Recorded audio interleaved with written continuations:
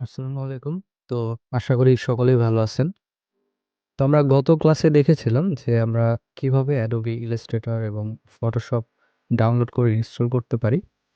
তো আজকে আমরা সরাসরি দেখব যে Adobe Illustrator ব্যবহার করে আমরা কিভাবে ডিজাইনের কাজগুলো করতে পারি। তো আমরা প্রথমে Adobe Illustrator যে সফটওয়্যারটা আছে সেই সফটওয়্যারটা আমরা ওপেন করব। এই যে এখানে দেখেন আমাদের সফটওয়্যারটা দেওয়া আছে। আমরা জাস্ট এটা ডাবল ক্লিক করে ওপেন করে নিচ্ছি।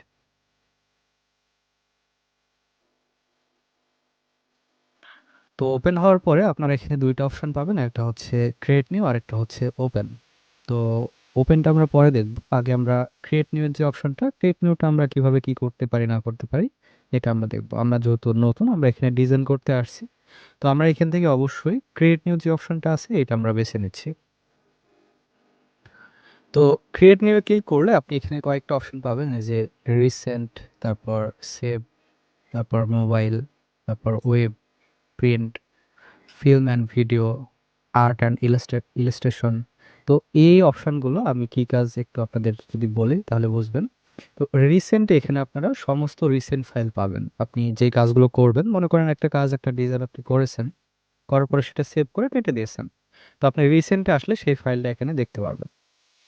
সেভ, যে ফাইলগুলো আপনি সেভ করে রাখবেন সেগুলো আপনি এখান থেকে দেখতে পারবেন। এখানে সেগুলো শো করবে। মোবাইল, তো এখানে আপনি মোবাইলের যদি কোনো ডিজাইন করতে চান, মোবাইলের যে সাইজগুলো দেওয়া আছে, এই যে দেখেন এখানে সাইজ দেওয়া আছে। এখান থেকে আপনি সেই সাইজগুলো পাবেন। সেই সাইজগুলো আপনি চাইলে বেছে নিতে পারেন। তারপর আছে ওয়েব। তো ওয়েব ম্যাটেরিয়ালের যে কাজগুলো আছে সেই পেজের বা সেই সাইজগুলো এখানে দিয়ে দেওয়া আছে।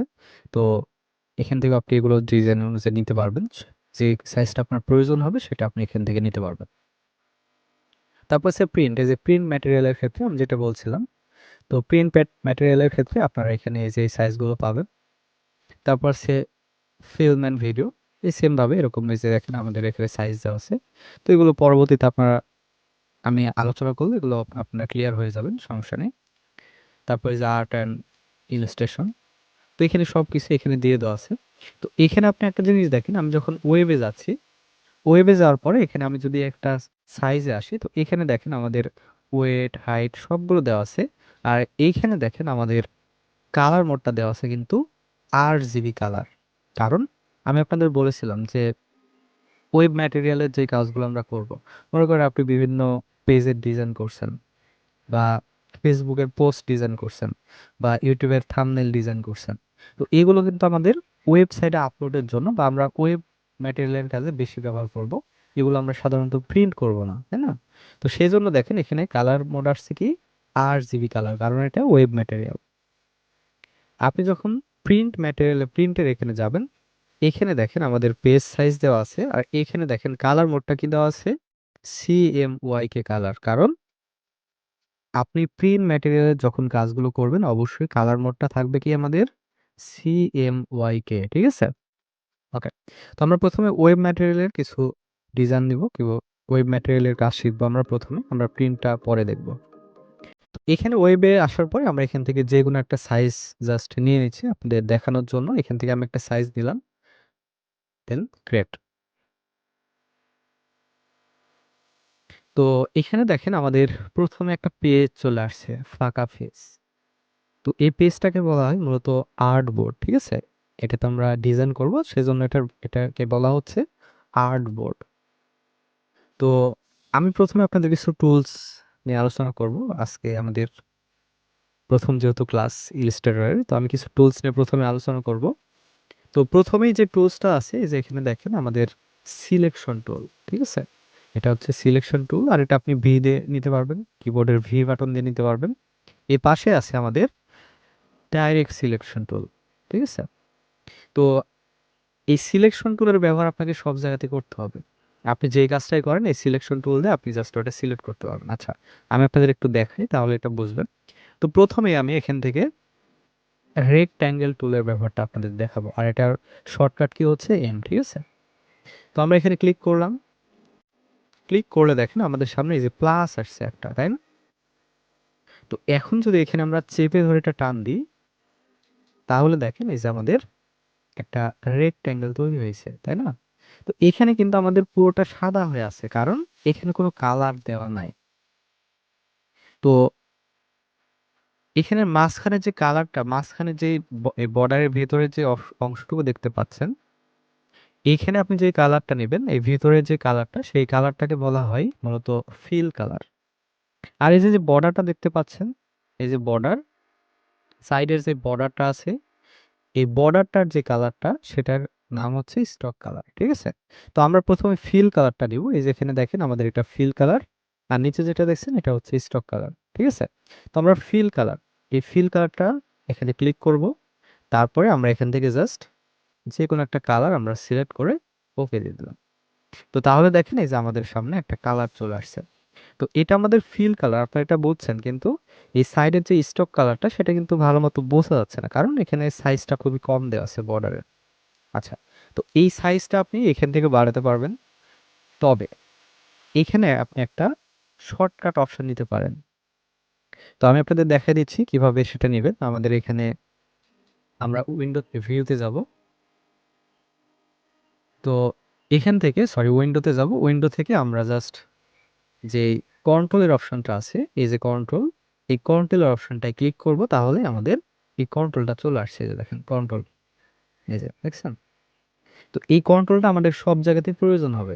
ঠিক আছে? সেজন্য আমি কন্ট্রোলটা আপনাদের নেওয়া দেখালাম। এখান থেকে আপনারা প্রত্যেকেই কন্ট্রোলটা ওপেন করবেন, কন্ট্রোল মেনুটা ওপেন করে নেবেন।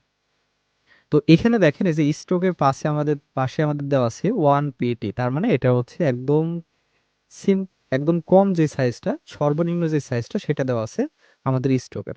তো আমরা এখান থেকে এটা বাড়াইতে পারি। এই যে উপরে তীর আইকন আছে, এখানে চেপে ধরে রাখবেন, তাহলে দেখেন এই যে এটা আমাদের বেড়ে গেছে।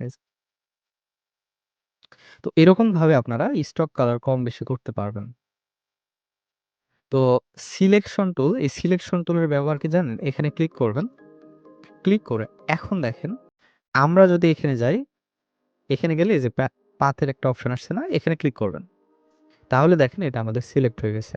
তো এখন এটা আপনি চেপে ধরে যে কোনো জায়গাতে নিয়ে যেতে পারবেন। এরকম ভাবে যে কোনো জায়গাতে আমরা এটা নিয়ে যেতে পারবো। ঠিক আছে? তো এটা হচ্ছে আমাদের একটা কাজ। তো এখানে আমরা আরেকটা কাজ করতে পারি। এই যে আমাদের যে বর্ডারটা দেখতে পাচ্ছেন, এই যে বর্ডার, সাইডের যে বর্ডারটা আছে, আমরা চাইলে এই বর্ডার এবং স্টক কালার, যে ভিতরের যে কালারটা আছে, এই দুটো আমরা চাইলে কিন্তু আলাদা করে দিতে পারি। কিভাবে? তো আমি দেখা দিচ্ছি, এখানে আমরা জাস্ট এটা সিলেক্ট করব।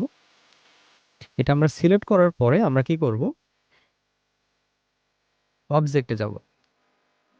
অবজেক্ট থেকে এই যে এক্সপ্যান্ড অ্যাপিয়ারেন্স আছে, এইখানে আমরা ক্লিক করে দেব।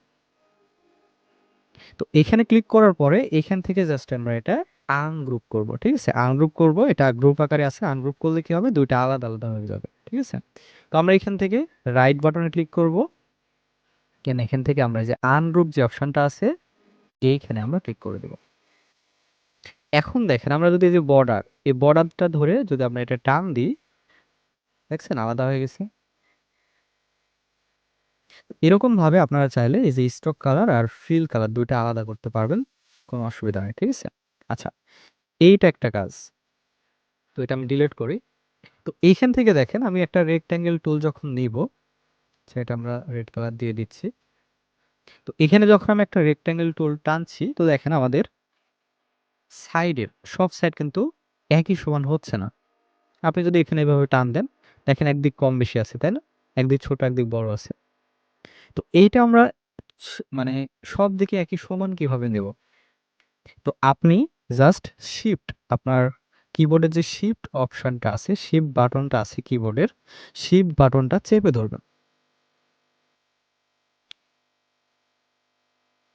এগুলো আমি ডিলিট করে আপনাদের দেখাই।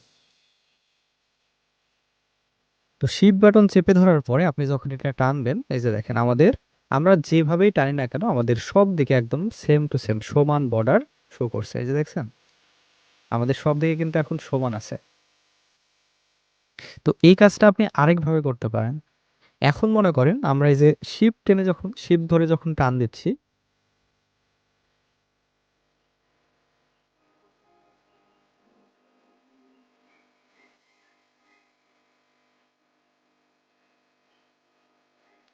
দেখেন এখানে আমরা যখন শিফট ধরে টান দিচ্ছি তখন কি হচ্ছে?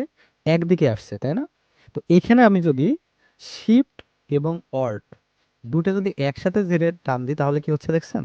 সব দিকে একই সমানভাবে বাড়ছে। এই যে মাঝখানে যদি আপনি নেন, এই যে দেখেন সব দিকে বাড়ছে। আর যখন যদি আপনি শুধু শিপ ধরে টান দেন তাহলে কি হচ্ছে? একদিকে আসছে। তো আশা করবো এই বিষয়টা ক্লিয়ার। যদি আপনার একই সমান সব দিকে একই সমান নেওয়ার প্রয়োজন হয়, সেক্ষেত্রে আপনারা কি করবেন? শিফট এবং অল্ট এই ২ টা বাটন প্রেস করে চাপ দিয়ে টান দিবেন। আর যদি আপনার শুধু একদিকে হইলেই হবে, এরকম যদি হয় সেক্ষেত্রে শুধু শিফট চেপে ধরবেন। ধরেই কাজটা আপনি করতে পারবেন। আচ্ছা, এটা হচ্ছে আমাদের রেক্ট্যাঙ্গেলের ব্যবহার। তো আমি এখান থেকে আরেকটা টুল দেখাই আপনাদের।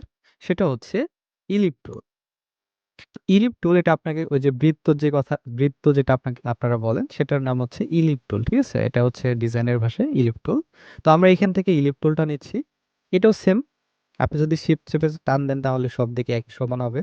আবার যদি আপনি অল্ট শিফট এই দুটো টান একই সাথে ইয়ে করেন সেক্ষেত্রে সব দিকে একসাথে বড় হবে। তো এখানেও সেম ভাবে আমরা এই যে স্টক কালার চেঞ্জ করতে পারি। এই যে স্টক কালার আমরা একটু বড় করে দিই। দেন এখান থেকে আমরা এটা এক্সপ্যান্ড করতে পারি। আচ্ছা, একটা অবজেক্ট থেকে এই যে এক্সপ্যান্ড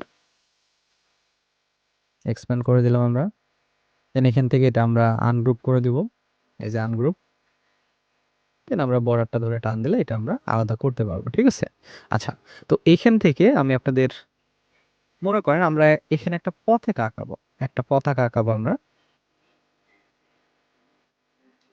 তো এখান থেকে আমরা প্রথমে এই সবুজ একটা কালার নিয়ে নিচ্ছি। দেন আমরা এখান থেকে রেক্ট্যাঙ্গেল। এখানে আপনি যদি রাইট বাটনে ক্লিক করেন তাহলে এই অপশনগুলো চলে আসবে। ঠিক আছে? তো আমরা রেক্ট্যাঙ্গেল টুলটা নিয়ে নিচ্ছি।